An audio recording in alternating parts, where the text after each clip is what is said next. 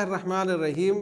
اربعین کے موقع پر گزشتہ چند سال سے یہ دیکھا جا رہا ہے کہ کروڑوں کی تعداد میں زائرین عراق پہنچتے ہیں اور نجف سے کربلا تک پیدل چل کر جاتے ہیں اور امام حسین علیہ السلام کی زیارت کرتے ہیں۔ تو سوال یہ پیدا ہوتا ہے کہ کیا یہ اربعین ابھی 10-12 برس سے شروع ہوئی ہے یا نہیں پہلے سے ائمہ علیہ السلام کے دور سے اربعین کا سلسلہ چلا آ رہا ہے؟ اصحاب ائمہ علیہ السلام اور خود ائمہ علیہ السلام نے اربعین پر امام حسین علیہ السلام کی زیارت کی ہے یا نہیں؟ اس سوال کا ہم 3 زاویوں سے جواب دے سکتے ہیں۔ پہلا زاویہ، کیا خود زیارت ہوئی ہے یا نہیں؟ دوسرا زاویہ، چہلم اور اربعین حسینی پر کیا ائمہ علیہ السلام نے زیارت کی ہے یا نہیں؟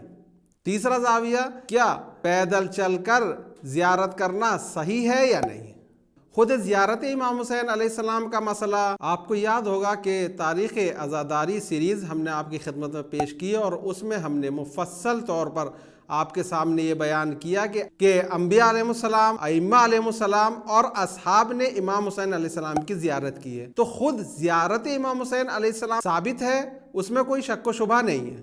اب چلتے ہیں دوسرے زاویے کی طرف کہ کیا اربعین میں امام حسین علیہ السلام کی زیارت کسی نے کی ہے یا نہیں کی۔ ہم نے تاریخ عزاداری سیریز میں یہ بھی آپ کے سامنے مفصل طور پر پیش کیا تھا کہ جناب جابر ابن عبداللہ انصاری اور جناب عطیہ اوفی اربعین کے دن امام حسین علیہ السلام کی زیارت کے لیے کربلا پہنچے اور امام حسین علیہ السلام کی زیارت کی۔ امام حسین سجاد علیہ السلام اور جناب زینب سلام اللہ علیہ کا کاروان اربعین کے دن کربلا پہنچا اور اربعین کے دن بیبیوں نے، جناب زینب سلام اللہ علیہ نے اور امام سجاد علیہ السلام نے امام کی زیارت کی اور 3 دن تک وہاں رک کر امام کی عزاداری کی۔ اب تیسرا زاویہ کہ کیا پیدل چل کر امام حسین علیہ السلام کی زیارت کے لیے جانا چاہیے یا نہیں جانا چاہیے۔ سیرت معصومین علیہ السلام میں ہمیں یہ ملتا ہے کہ ائمہ علیہ السلام نے متعدد مواقع پر حج کو پیدل انجام دیا ہے۔ تو اس سے پتہ چلتا ہے کہ پیدل چل کر جانا صحیح ہے،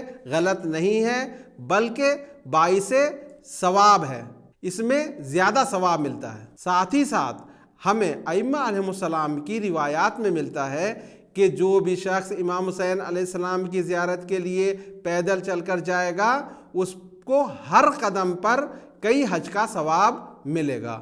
والسلام علیکم ورحمۃ اللہ وبرکاتہ۔